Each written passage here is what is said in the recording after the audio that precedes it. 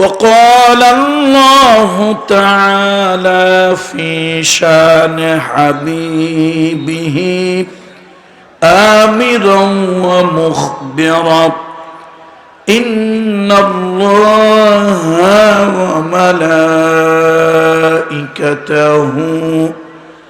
يصلون على النبي يا أيها الذين آمنوا صلوا عليه وسلموا تسليما اللهم صل على محمد وعلى آل محمد كما صليت على إبراهيم وعلى آل إبراهيم إنك حميد مجيد আমি দেখতে পাচ্ছি আপনারা জবান বন্ধ করে রেখেছেন।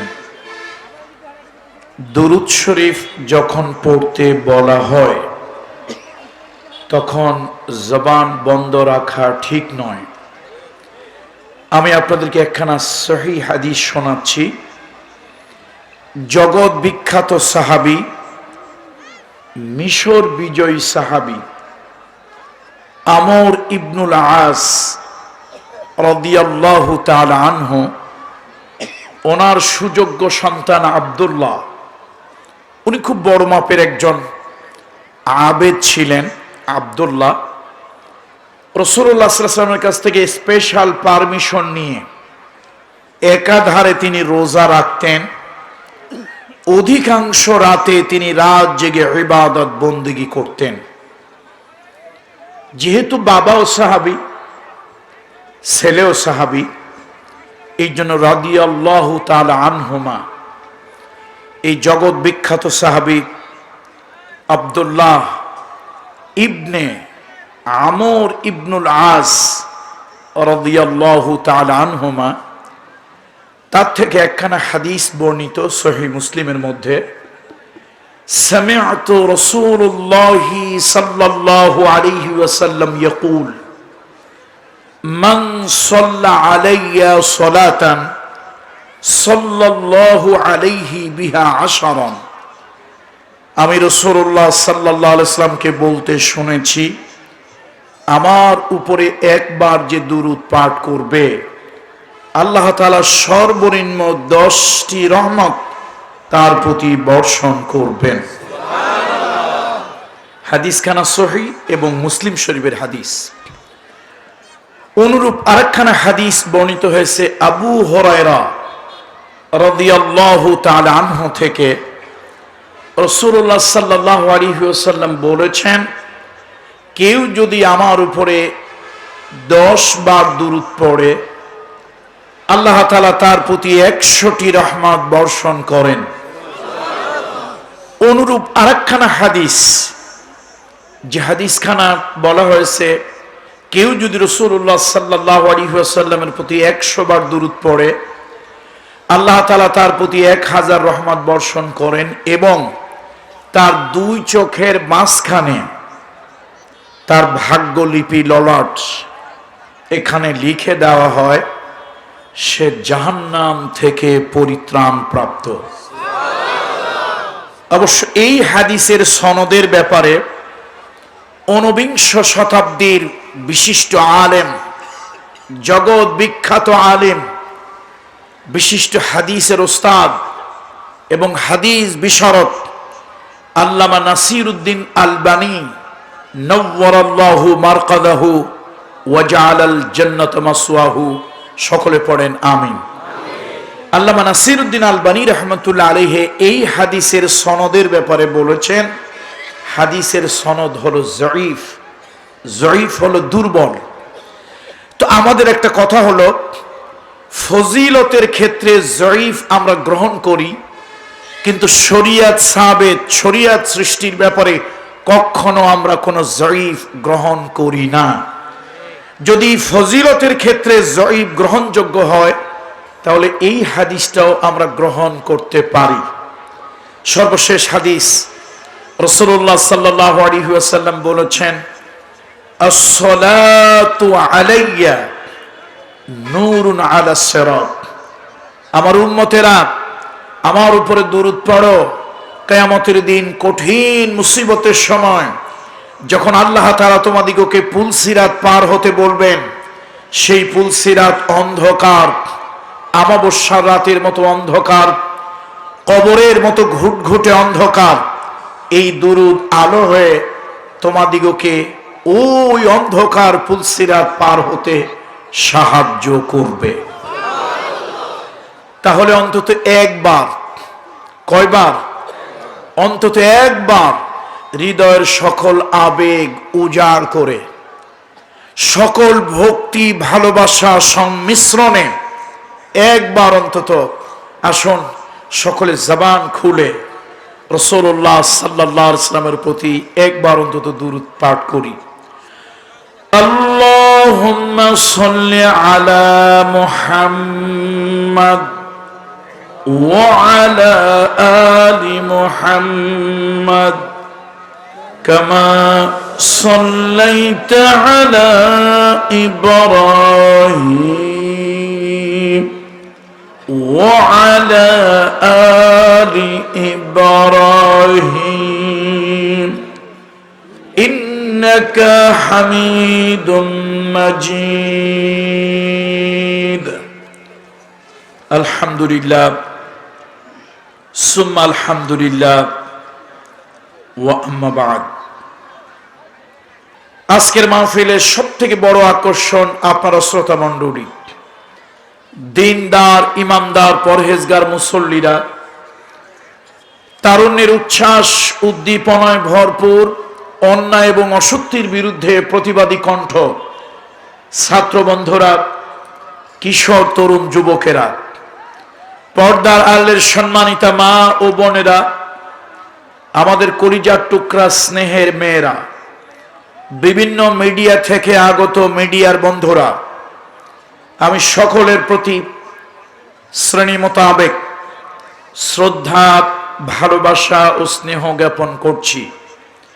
আসুন আমরা সকলে সম্মিলিতভাবে মহান রবের দরবারে শুকরিয়া জ্ঞাপন করি। সকলে পড়ি আলহামদুলিল্লাহ।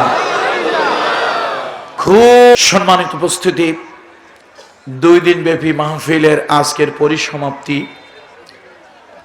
যদি আল্লাহ তাআলা আপনাদেরকে, আপনাদিগকে হায়াতে বাঁচিয়ে রাখেন, তাহলে হয়তো আবার আপনারা এই মিলন মেলায় সকলে আবার একত্রিত হবেন।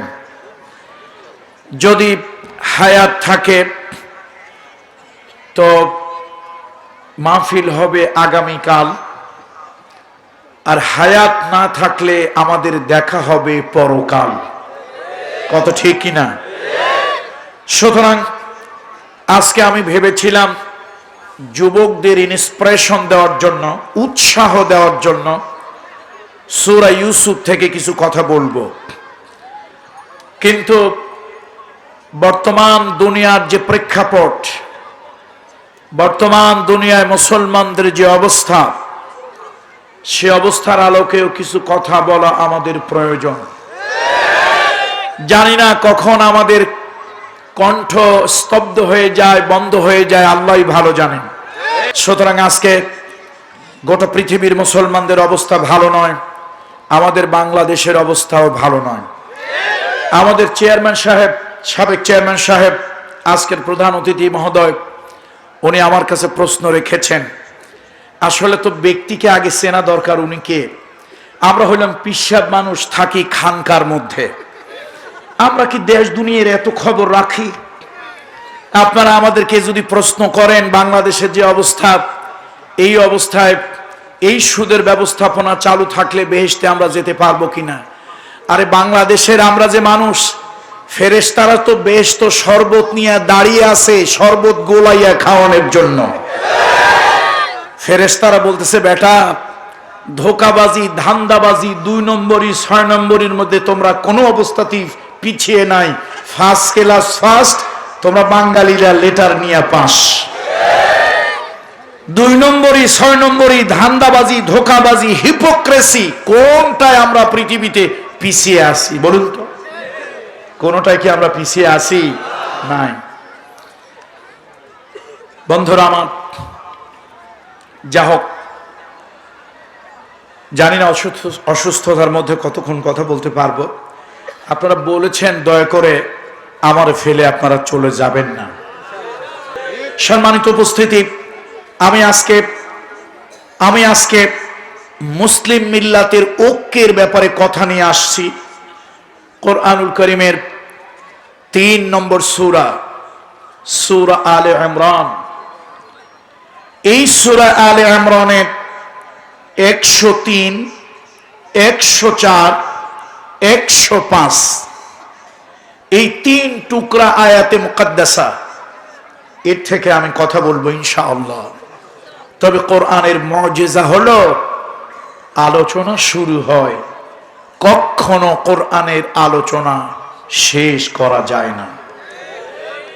এই জন্য আল্লাহ তাআলা বলেন, قُلْ لَوْ كَانَ الْبَحْرُ مِدَادًا لِكَلِمَاتِ رَبِّي لَنَفِدَ الْبَحْرُ قَبْلَ أَنْ تَنْفَدَ كَلِمَاتُ رَبِّي وَلَوْ جِئْنَا بِمِثْلِهِ مَدَدًا।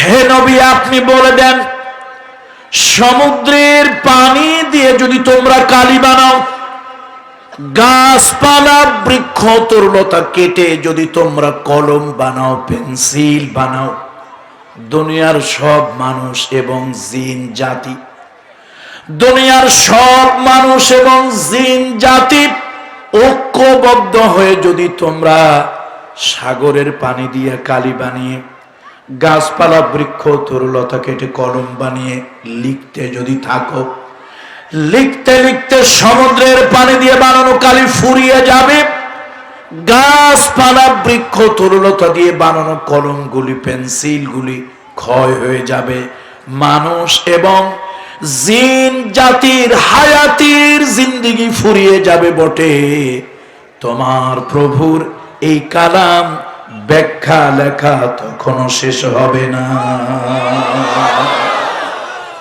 সুতরাং কোরআন হলো ইউনিভার্সাল হোলি বুক, এটা চিরন্তন একখানা কিতাব, এটা হলো রাসূলুল্লাহ সাল্লাল্লাহু আলাইহি ওয়াসাল্লামের জীবনের জীবন্ত মুজিজা। আল্লাহু আকবার।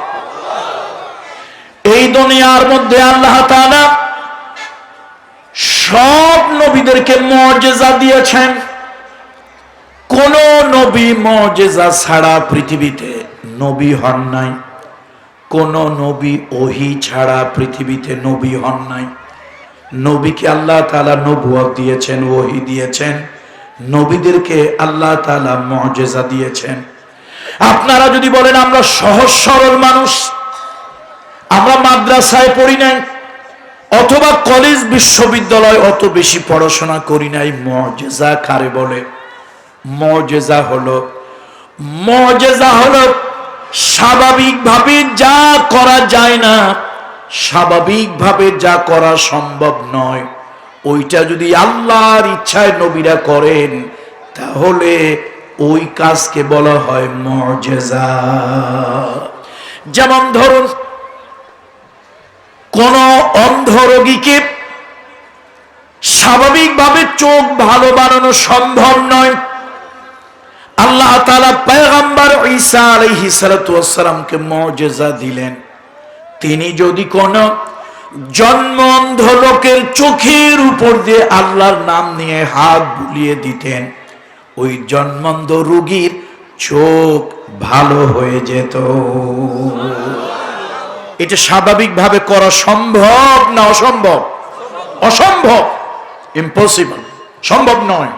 কিন্তু নবীরা যে করলেন, এটা আল্লাহ তাআলার পক্ষ থেকে স্পিরিচুয়াল পাওয়ার, সুপার ন্যাচারাল পাওয়ার, এটা একটা অলৌকিক শক্তি, আল্লাহ প্রদত্ত। এই জন্য এইটার নাম হলো মুজিজা। এটার নাম কি? মুজিজা। আল্লাহ তাআলা মুজিজা দিলেন পয়গম্বর দাউদ আলাইহিস সালামকে। দাউদ নবীকে আল্লাহ তাআলা মুজিজা দিলেন, সুরের মুজিজা। তিনি যখন সুর করে আসমানি কিতাব যখন পড়তেন, তার কণ্ঠ শুনে পাখিরা, উড়ে যাওয়া উড়ন্ত পাখিরা দাঁড়িয়ে যেত। তিনি যদি খালের ধারে, নদীর পাড়ে, সমুদ্রের পাড়ে যদি আসমানি কিতাব পড়তেন, তার কণ্ঠ শুনে ওই সমুদ্রের জলচর প্রাণীগুলো ডাঙায় শুকনায় উঠে আসতো, তন্ময় হয়ে তার জবানের পড়া শুনত। দুনিয়ায় কোন মানুষের জবানের পড়া পশু পাখি এরকম তন্ময় হয়ে শুনবে? শুনবে না। এই যে শুনলো, এটা অস্বাভাবিক, এটার নাম মুজিজা। দেখুন আল্লাহ তাআলা দাউদ নবীকে আরেকটা মুজিজা দিলেন। তিনি যদি হাতের মধ্যে লোহা নিয়ে নাড়াচাড়া করতেন, লোহাটা নরম হয়ে যেত, কাদার মতো, মোমের মতো নরম হয়ে যেত। তিনি যদি দুই হাতের মধ্যে লোহাকে জোরে চাপ দিতেন, লোহা গলে গলে পানি হয়ে পড়ে যেত। তিনি লোহা দিয়া যা বানাতে চাইতেন, আসবাবপত্র, তৈজসপত্র যা বানাতে চাইতেন, ওইটা তার হাতের মধ্যে হয়ে যেত। এইটা স্বাভাবিকভাবে সম্ভব নয়, দাউদ নবীর দ্বারা সম্ভব হলো। এটাকে স্বাভাবিক কোনো কাজ বলা যাবে না, এইটার নাম হলো মুজিজা। আল্লাহ তাআলা মুজিজা দিলেন মুসা নবীকে। সেই মুজিজা ছিল একটা লাঠির মধ্যে। হযরত মুসা আলাইহিস সালাম শুআয়ব পয়গম্বরের বাড়িতে তিনি চাকরি করেন। 8 বছরের চুক্তি হলো চাকরি। 10 বছর করলে ভালো, না হলে 8 বছর চাকরি করতে হবে। শুআয়ব আলাইহিস সালামের ছাগল নিয়ে মুসা আলাইহিস সালাম ময়দানে চলে গেলেন ছাগল চড়ানোর জন্য। তিনি ক্লান্ত পরিশ্রান্ত হইয়া লাঠি মাথার নিচে দিয়ে একটু ঘুমাচ্ছিলেন। হঠাৎ ওই জঙ্গল থেকে, পাহাড় থেকে নেকড়ে বাঘ এলো, ছাগলের পালের উপরে আক্রমণ করলো, ছাগল ধরে নিয়ে যাওয়ার জন্য। মুসা আলাইহিস সালাম ক্লান্ত হইয়া ঘুমাচ্ছেন, আরাম করছেন।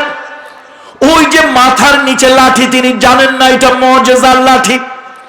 মাথার নিচ থেকে লাঠিটা উঠে গেল। ওই যে জঙ্গল থেকে আসা হিংস্র প্রাণী, বাঘ, নেকড়ে ইত্যাদি পিটাইয়া তাড়ায় দিল। যত ছাগলগুলি এদিক সেদিক ছড়ায় গিয়েছিল, সব ছাগলগুলোকে এক জায়গায় জমা করে ওই লাঠি মুসা পয়গম্বরের মাথার নিচে ঢুকে গেল। এটা মুজিজা। পয়গম্বর মুসা আলাইহিস সালামের সঙ্গে বিতর্ক শুরু করে দিল ফেরাউন। বলল, ও মুসা, তোমার খোদা বড় না আমি খোদা বড়? আনা রব্বুকুমুল আলা, আমি তো বড় খোদা। মুসা আলাইহিস সালাম কয়, বেটা তুই কি খোদা না তুই হুদা? তুই তো বেটা একটা খালি, ভিতরে ফাফা। বলল, ঠিক আছে, তোমার খোদার কি শক্তি আছে দেখাও, আর আমার কি শক্তি আছে আমি দেখাবো। এই আমার জাদুকরেরা কোথায়? জাদুকরেরা এলো, জাদুর মন্ত্র দিয়ে বাঘ, ভাল্লুক, সিংহ বানালো। মুসা আলাইহিস সালাম মানবিক কারণে কিছুটা ঘাবড়াচ্ছিলেন। পয়গম্বর হলেও তো মানুষ, মানুষের মধ্য থেকেই তো আল্লাহ তাআলা পয়গম্বর নির্ধারণ করেছেন। মানবিক কারণে তিনি কিছুটা ঘাবড়ে যাচ্ছিলেন। আল্লাহ তাআলা বললেন, মুসা ভয় পাচ্ছ কেন?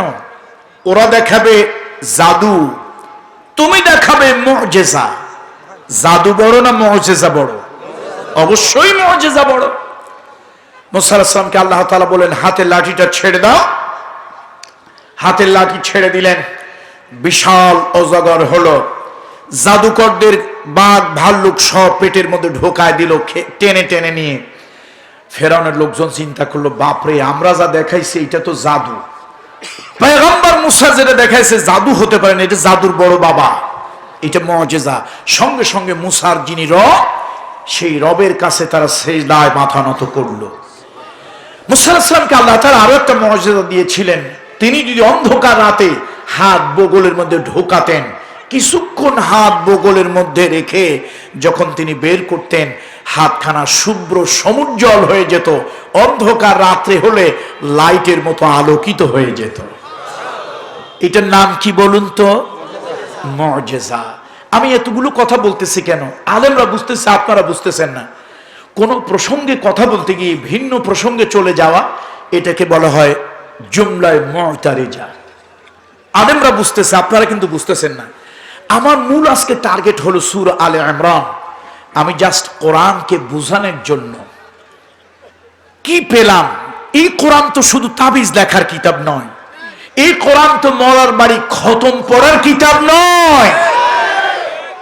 এই কোরআন হলো মানুষের ইহলৌকিক এবং পারলৌকিক জীবন কল্যাণময় করে দেওয়ার জন্য আল্লাহ প্রদত্ত কনস্টিটিউশন, আল্লাহ প্রদত্ত সংবিধান।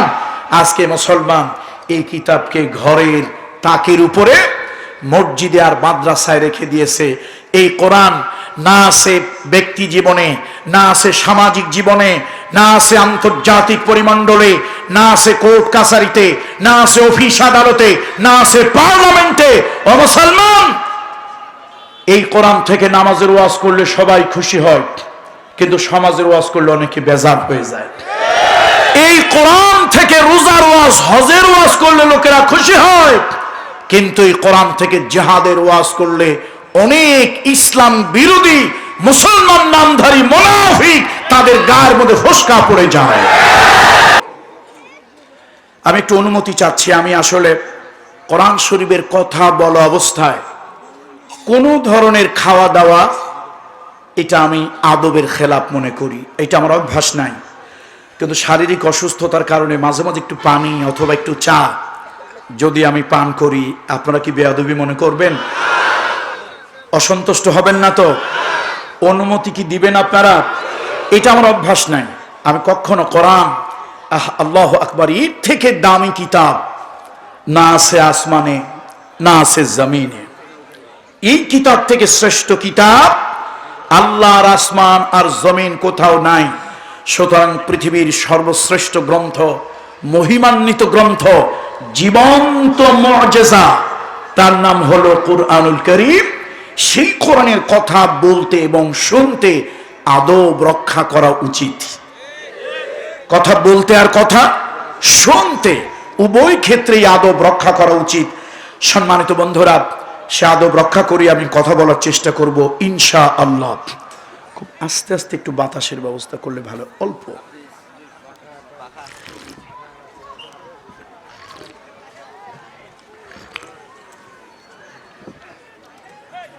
সম্মানিত বন্ধুরা এবং মুরব্বী বাবাজিরা, কত হিজরি বলুন তো? ষষ্ঠ হিজরি। এই ষষ্ঠ হিজরিতে দুইটা ঘটনা খুব গুরুত্বপূর্ণ, এই জন্য ষষ্ঠ হিজরিটা আমাদের সহজে মনে থাকে। একটি হলো হুদাইবিয়ার সন্ধি, আর একটা হলো হুনাইনের যুদ্ধ। এই দুইটা, হুদাইবিয়ার সন্ধিটা আপনারা ইতিহাস পড়ছেন, তবে ইতিহাস যারা লিখেছে তাদের পিছনে একটা ইতিহাস আছে। আমাদের দেশে মুসলমানদের ইতিহাস বলে যা পড়ানো হয়, ঢাকা বিশ্ববিদ্যালয়ে আমি কোনো এক সময় রাষ্ট্রবিজ্ঞানের ছাত্র ছিলাম, পলিটিক্যাল সায়েন্সের। তো সুতরাং যত সামান্য কিছু পড়াশোনা যা আমি করেছি, আমার কাছে মনে হয়েছে ইসলামের ইতিহাস আমাদের দেশে যা পড়ানো হয় এটা পূর্ণাঙ্গ ইতিহাস নয়। এটাও এক ধরনের জোড়াতালি, হিপোক্রেসি। মুসলমানদেরকে কোনো মতে জোড়াতালি দিয়ে একটু বুঝায় দেওয়া আর কি। সম্মানিত উপস্থিতি, হুদাইবিয়ার সন্ধিটা হলো রাসূলুল্লাহ সাল্লাল্লাহু আলাইহি ওয়াসাল্লাম 1400 সাহাবী নিয়ে উমরা হজ পালন করার জন্য মক্কায় এলেন। মক্কা থেকে 9 মাইল দূরে তরিক জিদ্দা কাদিম, এখন জিদ্দা না, পুরাতন জেদ্দা রোডে একটি জায়গা আছে, এটার নাম হলো হুদাইবিয়া। এই হুদাইবিয়া নামক স্থানে এসে নবীজি তাবু গাড়লেন। আল্লাহ নবীর জানতে পারলেন যে আবু সুফিয়ান এবং মক্কার কুরাইশেরা চতুর্দিক থেকে তাদের বন্ধু প্রতিম সকল দেশ এবং গোত্র থেকে লোকজন অস্ত্র জমা করেছে, কোনোভাবেই নবীজিকে সাহাবীদেরকে কোনোভাবেই তারা মক্কায় ঢুকতে দেবে না। কতজন সাহাবী বলুন তো? 1400 সাহাবী। আপনারা কম বেশি জানেন হজ এবং ওমরা এটা পালন করতে হলে 2 প্রস্থ সাদা কাপড় পরতে হয় পুরুষের জন্য। এই সাদা কাপড় যখন সে পরিধান করে, নিয়ত করে, ইহরাম পরে, তখন হালাল কাজ তার জন্য হারাম অবৈধ হয়ে যায়। যেমন মশা মারা, মাছি মারা, কোন জীবন্ত পোকামাকড় প্রাণী মারা, জীবন্ত গাছের ডাল ছেঁড়া, পাতা ছেঁড়া, এগুলি তার জন্য হারাম। কোন শিকার করা জায়েজ নয়। রক্তারক্তি, মারামারি, কাটাকাটি, খুন খারাপি, ঝগড়াঝাটি, ফালা রফাসা ওয়ালা ফুসুকা ওয়ালা জিদালা ফিল হজ, এগুলি করা যাবে না। আল্লাহর নবী, বিশ্ব নবী, মানবতার মহান শিক্ষক মুহাম্মদুর রাসূলুল্লাহ সাল্লাল্লাহু আলাইহি ওয়াসাল্লাম 1400 সাহাবী নিয়ে ইহরামের কাপড় পরে, উমরার কাপড় পরে আল্লাহ নবী মক্কা তওয়াফের জন্য এসেছেন। কোন অস্ত্র নিয়ে আসেন নাই, কোন অস্ত্র নিয়ে আসেন নাই। কিন্তু আবু সুফিয়ানের কথা হলো, মক্কার কুরাইশদের কথা হলো, জীবন চলে যাবে তবুও মুহাম্মদকে সাল্লাল্লাহু আলাইহি ওয়াসাল্লাম আর তার সাহাবীদেরকে মক্কায় ঢুকতে দেব না। নবীজি বুঝাইলেন, দূতের মারফত বুঝাইলেন, শোনো, আমরা কোন ধরনের ঝগড়া ঝাঁটি গন্ডগোল যদি আমাদের উদ্দেশ্য হতো, আমরা কিছু না কিছু অস্ত্র নিয়ে আসতাম। ঝগড়া ঝাঁটি গন্ডগোল যদি আমাদের উদ্দেশ্য হতো, আমরা সাধারণ কাপড় পরে আসতাম, ইহরাম পরে আসতাম না। তোমরা আমাদেরকে ঢুকতে দাও। আমরা অবনত মস্তকে মাথা নিচু করে আল্লাহর ঘর বাইতুল্লাহ তওয়াফ করব, সাফা মারওয়া সাই করব, আল্লাহর কাছে দোয়া করে আবার আমরা মদিনায় ফিরে যাব। তারা বলল, না, কোনোভাবেই নয়, মুসলমানদেরকে আমরা মক্কায় ঢুকতে দেবই না। নবীজি তখন উসমান জিন্নুরাইন তাকে পাঠালেন। উসমানকে কেন পাঠালেন রাদিয়াল্লাহু তাআলা আনহু? উসমান রাদিয়াল্লাহু তাআলা আনহু ছিলেন অনেক বড় মাপের একজন ব্যবসায়ী।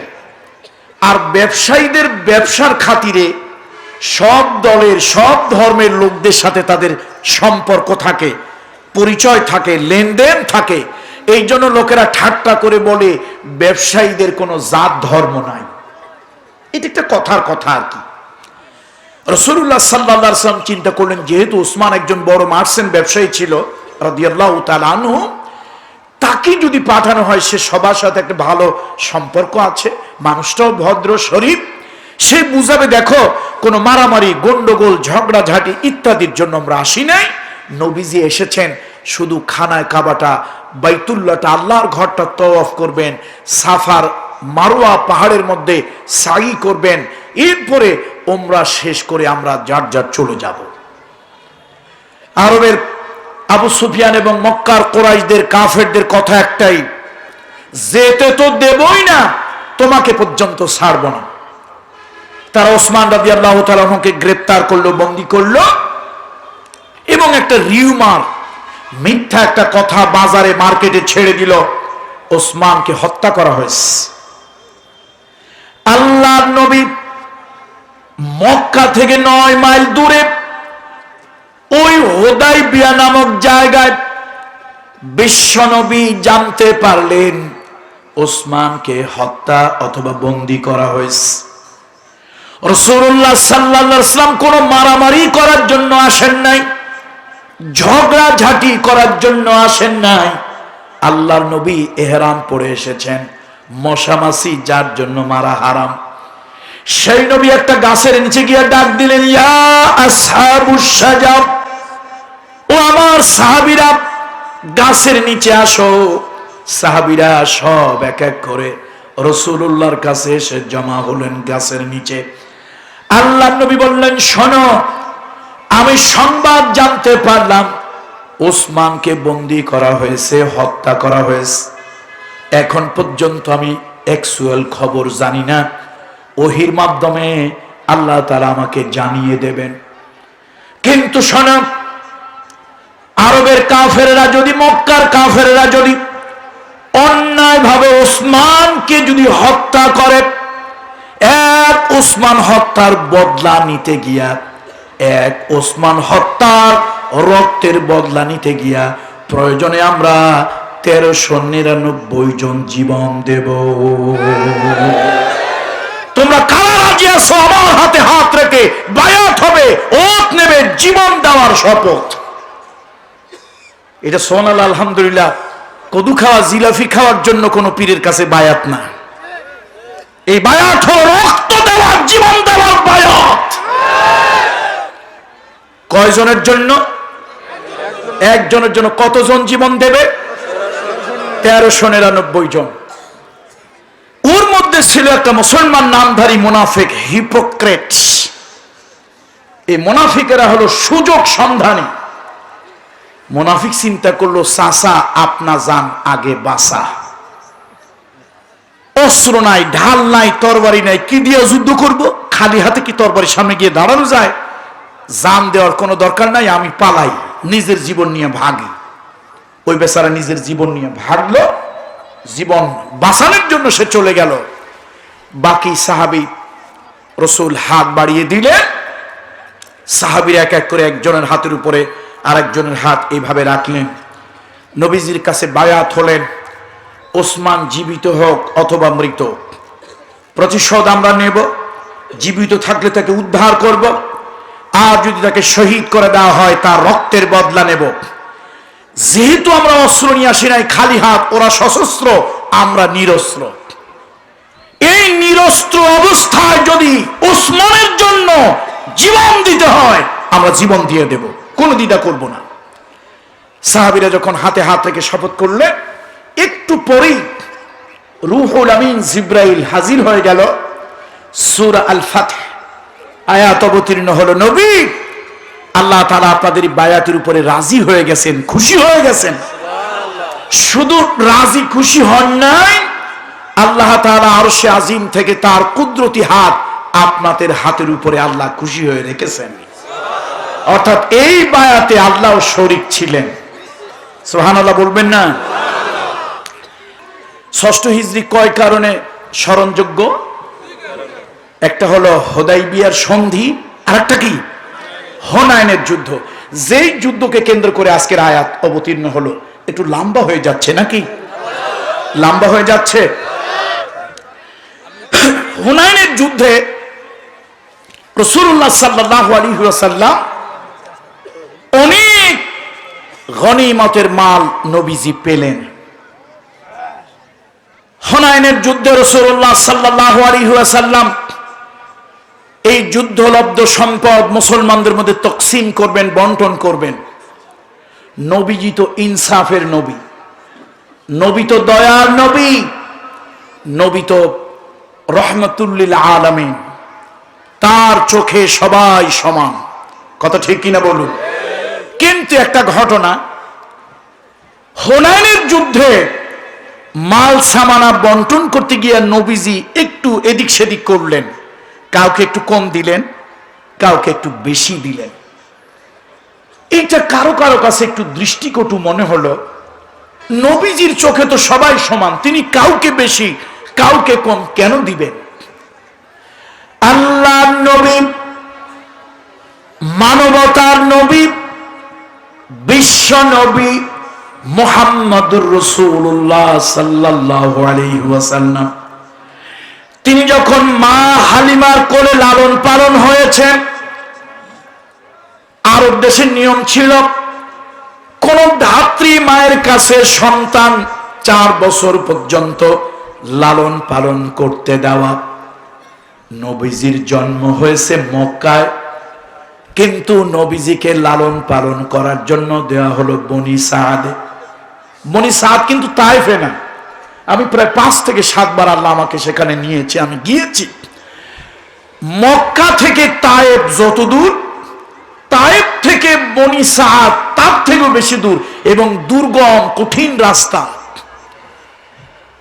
সেই বনি সাদে হালিমা নাম করে জগৎ বিখ্যাত এক নারী, মহিয়সী নারী হালিমাতু সাদিয়া, তার ঘরে নবীজি লালন পালন হচ্ছিলেন। নবীজি যখন শিশু মানুষ হালিমার ঘরে যাওয়ার পর হালিমার মনে হলো রাদিয়াল্লাহু তাআলা আনহা যে এই ছেলেটা বরকতের ছেলে। এই হালিমার কাছে কোলে আসার কারণে হালিমার বুক শীতল হয়েছে, চোখ জুড়ে এগিয়েছে, তার ঘরের মধ্যে রহমত আর বরকত শুধু আসতে শুরু করেছে। চতুর্দিক থেকে তার প্রতি রহমত নাজিল হচ্ছে। হালিমার মনে হলো এই ছেলেটা অলৌকিক কোন ছেলে হবে, সুতরাং এই ছেলেটারে খুশি রাখলে আমার ভাগ্য আরো খুলে যাবে। এই জন্য মা হালিমা নবীজিকে এক স্তনের দুধ খাওয়াইয়া আর একটা দুধ জোর করে নবীজির মুখের মধ্যে ঢুকায় দিত। কিন্তু নবীজি ইনসাফের নবী। বলুন কিসের নবী? ইনসাফ, সুবিচার, ন্যায় বিচার। আল্লাহর নবী সেই দুধ বয়সে, শিশু বয়সে নবীজি কখনো আর একটা দুধের থেকে একটুও স্তন্য থেকে দুধ আল্লাহ নবী চুষে নিতেন না। কেন নিতেন না? তিনি এটা বুঝাতে চাইতেন, আমি যদি 2 স্তন্যের দুধ পান করি, এই মায়ের একটা সন্তান আছে, আমার দুধ ভাই, সে মাহরুম হবে, বঞ্চিত হবে। আমি তো রহমতের নবী, আমি তো কাউকে বঞ্চিত করতে পারি না। আল্লাহু আকবার। তাহলে যেই নবী শিশু বয়সে দুধ ভাইয়ের হক নষ্ট করলেন না, আচ্ছা আপনাদের কাছে কি মনে হয় ওই নবী নবী হওয়ার পর তিনি হুনাইনের যুদ্ধে কাউকে বেশি দেবেন, কাউকে কম দেবেন, এমনটি কি নবীর দ্বারা আশা করা যায়? এমন কাজ করা নবীর দ্বারা উচিত না অনুচিত? অবশ্যই অনুচিত, যেহেতু তিনি ইনসাফের নবী। আসলে ব্যাপারটা অন্য জায়গায়। ব্যাপারটা হলো আল্লাহ তাআলা আরশে আজিম থেকে নবীজিকে ইশারা করলেন, নবী আপনি যখন হুনাইনের যুদ্ধে অনেক মাল পেয়েছেন, আপনি যখন বন্টন করবেন, ও নবী শোনেন, আপনার কিছু গরিব সাহাবী আছে, গরিব ভদ্রলোক, এই গরিবগুলার ঘরে অভাব আছে, পেটে ক্ষুধা আছে, কিন্তু মান ইজ্জতের ভয়ে যার তার কাছে হাত পাতে না। সমাজে এরকম কিছু ভদ্রলোক আছে কিনা? ঘরে অভাব, পেটে ক্ষুধা, কিন্তু তারপরও চক্ষু লজ্জার কারণে কারো কাছে হাত পাতে না। এখন এই গরিব ভদ্রলোকদের দিলের খবর কে রাখে? আল্লাহ। আল্লাহ তাআলা নবীজিকে গোপনে জানিয়ে দিলেন, আমার হাবিব, আমার নবী মুহাম্মদ সাল্লাল্লাহু আলাইহি ওয়াসাল্লাম, আপনি তো ন্যায়ের নবী, ইনসাফের নবী, সুবিচারের নবী। আপনি কখনো কারো প্রতি কম বেশি করবেন না। কিন্তু আমি আল্লাহ তাআলা কিছু গরিব সাহাবীদের দিলের অবস্থা আমি আল্লাহ তাআলা জানি, ওদেরকে একটু বেশি দেওয়া দরকার।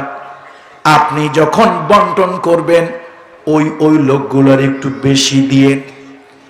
আল্লাহর হুকুমে রহমাতুল লিল আলামিন বিশ্ব নবী, মানবতার শিক্ষক মুহাম্মদ সাল্লাল্লাহু আলাইহি ওয়াসাল্লাম কিছু কিছু মাল কাউকে একটু বেশি দিচ্ছিলেন। হঠাৎ করে মদিনার কয়েকজন লোক দাঁড়িয়ে গেল।